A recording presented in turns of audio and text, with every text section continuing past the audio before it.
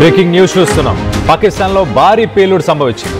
ఇటు ఫైసలాబాద్లో ఒక గమ్ కంపెనీలో బాయిలర్ పేలిపోయింది. ప్రమాదంలో ప్రస్తుతానికైతే 15 మంది చనిపోయారు, అలాగే 20 మందికి పైగా గాయాలయ్యాయి. మనం ఆ విజువల్స్ చూడొచ్చు. ఒక రెసిడెన్షియల్ ఏరియాలో ఒక గమ్ ఫ్యాక్టరీ. సాధారణంగా గమ్ కానీ గ్లూ కానీ ఇలాంటివన్నీ పెట్రోలియం నుంచే తయారు చేస్తారు. పెట్రోలియం ప్రోడక్ట్స్, బై ప్రోడక్ట్స్ అని చెప్పుకోవచ్చు. సో అవి ఎక్స్ప్లోజివ్ ప్రోడక్ట్స్ అని కూడా చెప్పొచ్చు. ఈజీగా మంటలు అంటుకుంటాయి. అలాంటి ఒక గమ్ ఫ్యాక్టరీ ఒక పబ్లిక్ ప్లేస్లో, ఒక రెసిడెన్షియల్ ప్లేస్లో ఇన్ని బిల్డింగ్స్ ఇవన్నీ ఉన్న చోటనే పెట్టారు. సో మొత్తానికి జరగకూడదు అనుకునే ఒక ప్రమాదం అయితే జరిగింది. 15 మంది చనిపోయారు, 20 మందికి పైగా గాయాలయ్యాయి. మృతుల సంఖ్య మరింత పెరిగే ఛాన్స్ ఉన్నట్టు కూడా చాలా క్లియర్గా తెలుస్తుంది. ఇటు పేలుడు దాటికి ఒక్కసారిగా మనం విజువల్లో, రైట్ సైడ్ విజువల్లో చూడొచ్చు, చుట్టుపక్కల ఉన్న బిల్డింగ్స్ అన్నీ కూడా ధ్వంసం అయిపోయాయి. ఆ భవనాలన్నీ కూడా కూలిపోయాయి. ఆ ఫ్యాక్టరీలో పనిచేసే వాళ్ళు, ఆ పక్కనే ఉన్న ఇళ్లల్లో ఉన్న మనుషులు, వీళ్ళందరూ కూడా ఈ ఎక్స్ప్లోషన్లో, ఈ బ్లాస్ట్లో వీళ్ళ ప్రాణాలను కోల్పోయారు. కొంతమంది గాయపడ్డారు. మొత్తం మీద పాకిస్తాన్కి సంబంధించిన పంజాబ్ అనే ఒక ప్రావిన్స్లో ఇది చోటు చేసుకుంది. ఆ సీఎం కూడా ప్రస్తుతానికి నవాజ్ షరీఫ్, ఆయన కూడా దీనిపై దిగ్భ్రాంతిని వ్యక్తపరిచింది. ఒక్కసారి అసలు ఏం జరిగింది మీకు సిరీస్ ఆఫ్ ఈవెంట్స్ని ఒకసారి చెప్పే ప్రయత్నం చేస్తాం. ఆ బ్లాస్ట్ జరిగినప్పుడు ఆ ఫ్యాక్టరీ బిల్డింగ్ ఒక్కసారిగా పేలిపోయి దాని పక్కన ఏవైతే ఇల్లులు ఉన్నాయో వాటన్నిటికీ కూడా మంటలు వ్యాపించాయి. ఒక్కసారి అక్కడ ఉన్న ప్రజలందరూ కూడా పానిక్ అయిపోయారు. పానిక్ అయి పరుగులు తీయడం స్టార్ట్ చేశారు. అక్కడ లోకల్గా ఎవరైతే అడ్మినిస్ట్రేటర్ రాజా జహాంగీర్ అని తను చెప్పుకొచ్చాడు. సో మొత్తం మీద జరిగిందని చెప్పేసి ప్రస్తుతానికి పంజాబ్ చీఫ్ మినిస్టర్ నవాజ్ షరీఫ్ ఒక ఇన్వెస్టిగేషన్ ఖచ్చితంగా చేయాలి, అలాగే ఆమె సంతాపం కూడా దిగ్భ్రాంతి తెలియపరుస్తూ ఆర్డర్స్ కూడా ఇష్యూ చేసినట్టు తెలుస్తుంది. మెడికల్ కేర్, ఎవరైతే గాయపడ్డారో వాళ్ళందరికీ కూడా మంచి మెడికల్ కేర్ ఇవ్వాలని చెప్పేసి. గతంలో పాకిస్తాన్లో 2024లో కూడా ఇలాంటి ఇన్సిడెంట్స్ చోటు చేసుకున్నాయి. ఫైసలాబాద్లో ఒక టెక్స్టైల్ మిల్లులో కూడా ఇలా మంటలు అంటుకొని అప్పుడు కూడా కొంతమంది వాళ్ళ ప్రాణాలను కోల్పోయారు. అలాగే పోయిన వారం మనం చూస్తే పాకిస్తాన్కి సంబంధించిన పోర్ట్ సిటీ కరాచీలో కూడా 4 చనిపోయారు. అక్కడ ఫైర్ క్రాకర్స్, మందు సామాగ్రికి సంబంధించిన ఒక ఫ్యాక్టరీలో మంటలు అంటుకోవడంతో అక్కడ కూడా ఒక 4 చనిపోయినట్టు తెలుసు. సో మొత్తం మీద సేఫ్టీ నార్మ్స్ గంగలో వదిలేశారు. ఈ గ్లూ ఫ్యాక్టరీకి కూడా సంబంధించి ఒకసారి మనం చూస్తే ఆ మేనేజర్ ఎవరైతే ఉన్నారో ఆ మేనేజర్ని ప్రస్తుతానికి పోలీసులు అదుపులోకి తీసుకున్నారు, కానీ ఆ ఓనర్ పరారీలో ఉన్నట్టు తెలుస్తుంది. సో దీనికి సంబంధించి మరిన్ని వివరాలు తెలుసుకునే ప్రయత్నం చేద్దాం. ఇప్పుడు లేటెస్ట్ అప్డేట్ ఏంటి అనేది కూడా తెలుసుకునే ప్రయత్నం చేద్దాం. మా ప్రతినిధి నవీన్ ఉన్నారు ఢిల్లీ నుంచి. నవీన్తో మాట్లాడి తెలుసుకునే ప్రయత్నం చేద్దాం. నవీన్, చెప్పండి, లేటెస్ట్ అప్డేట్ ఏంటి? 15 మంది చనిపోయారా? మృతుల సంఖ్య ఏమైనా పెరిగిందా? ప్రస్తుతానికి ఎలా ఉంది పరిస్థితి?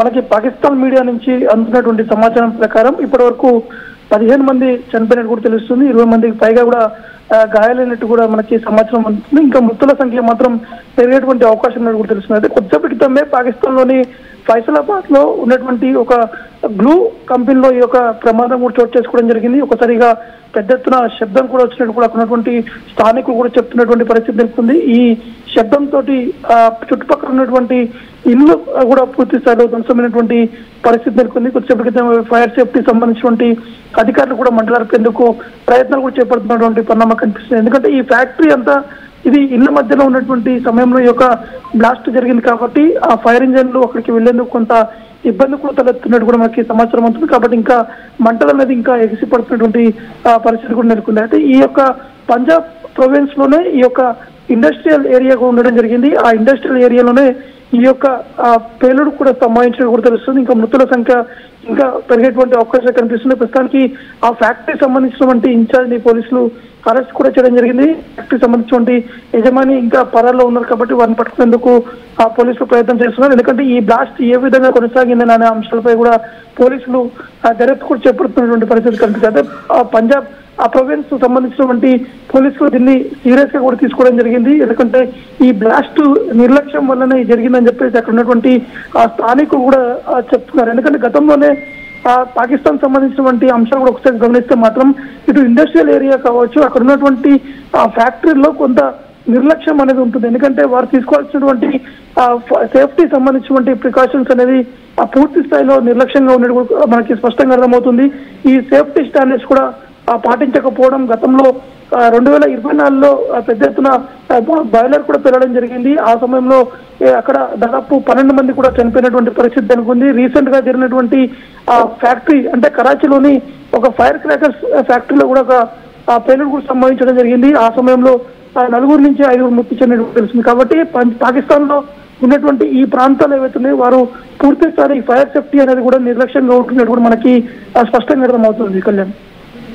Right Naveen, thanks for the latest update. మొత్తానికి అయితే ఇటు ఫైర్ క్రాకర్స్ ఫ్యాక్టరీ కావచ్చు, గ్లూ ఫ్యాక్టరీ, టెక్స్టైల్ మిల్, ఇలాంటి అన్ని ప్లేసెస్, రెసిడెన్షియల్ ప్లేసెస్ మధ్యలోనే నిర్మించారు. అలాగే దాంతోపాటు ఎట్లాంటి సేఫ్టీ నార్మ్స్ని కూడా ఫాలో చేయకుండా ఇటు ఫైర్ ఎక్స్టింగ్విషర్స్ కావచ్చు, కానీ అక్కడ పనిచేసే లేబర్కి బేసిక్గా సేఫ్టీ రెగ్యులేషన్స్ కానీ, సేఫ్టీకి సంబంధించిన డ్రెస్ కాస్ట్యూమ్స్ కానీ, లేకపోతే మెడికల్ ఎమర్జెన్సీకి సంబంధించి ఇంకేదైనా ఇలాంటి ఏవి పాటించకపోవడము, అలాగే ఈ ఓనర్లు ఇటు మేనేజర్స్ని, కొంతమంది ఎంప్లాయీస్ని పెట్టి వాళ్ళతో రన్ చేయించి డబ్బుల్ని సంపాదిస్తున్నారు తప్పించి వాళ్ళకి చేసింది ఏం లేదు అన్నదానికి ఇది ఒక ఎగ్జాంపుల్.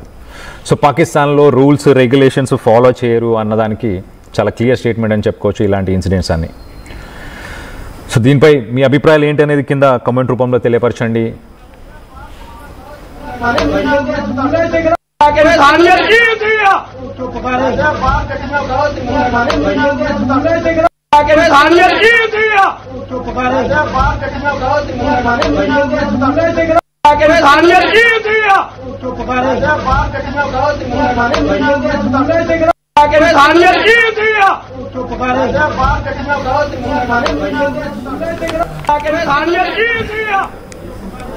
పాకిస్తాన్లోని ఫైసలాబాద్లోని ఒక గమ్ ఫ్యాక్టరీలో భారీ పేలుడు సంభవించింది. దాంతో చుట్టుపక్కల ఉన్న ఇల్లులన్నీ కూడా ఒక్కసారిగా బ్లాస్ట్ అయిపోయాయి. సో ఆ మంటల్లో కొంతమంది చనిపోయారు. ప్రస్తుతానికైతే 15 మంది చనిపోయారు.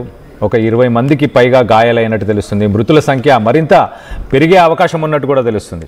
పేలుడు దాటికి ఒక్కసారిగా సమీపంలో ఉన్న భవనాలు అన్నీ కూడా దెబ్బతిన్నాయి. ఇటు ప్రమాదంపై పంజాబ్ ప్రావిన్స్కి సంబంధించిన సీఎం మరియం నవాజ్ షరీఫ్ ఆమె దిగ్భ్రాంతిని కూడా వ్యక్తపరిచారు. అలాగే దీంట్లో ఒక ఇన్వెస్టిగేషన్ చేయాలి ఖచ్చితంగా. జనరల్గా మనం సాధారణంగా ఫ్యాక్టరీస్ అన్నీ చూస్తే ఒక ఇండస్ట్రియల్ ఏరియాలో, ఒక డిఫరెంట్ ఏరియాలో పెట్టి అవి రన్ చేయాల్సిన పరిస్థితి ఉంటుంది. కానీ పాకిస్తాన్లో గతంలో కూడా మనం చూస్తే అన్ని రెసిడెన్షియల్ ఏరియాస్లో సేఫ్టీ నార్మ్స్ ఏం పాటించకుండా అలా చేసినందుకే ఇలాంటి దుర్ఘటనలు జరిగినట్టు తెలుస్తుంది. ఈ ఫ్యాక్టరీకి సంబంధించిన మేనేజర్ అయితే ప్రస్తుతానికి పోలీసులు అదుపులోకి తీసుకున్నారు. కానీ ఆ ఓనర్ అయితే పరారీలో ఉన్నట్టు తెలుస్తుంది. సో పోయిన వారం కరాచీలో కూడా ఒక ఫైర్ క్రాకర్స్ సంబంధించిన ఒక ఫ్యాక్టరీలో కూడా ఇలానే ఒక బ్లాస్ట్ జరిగి, ఒక ఎక్స్ప్లోషన్ జరిగి దానివల్ల 4 ప్రాణాలు కోల్పోయారు. సో మరి ఇది మరొకసారి వారం రోజులు గడవక ముందే మళ్ళీ ఇటు పంజాబ్లో కూడా అదే పరిస్థితి నెలకొంది. సో మొత్తం మీద పాకిస్తాన్ పరిస్థితి ఏంటనేది అర్థం చేసుకోవడానికి ఇది ఒక ఎగ్జాంపుల్ అనుకోవచ్చు. అక్కడ రూల్స్ అండ్ రెగ్యులేషన్స్ గాలికి వదిలేశారు. ప్రజల ప్రాణాలతో చెలగాటమాడుతున్నారు.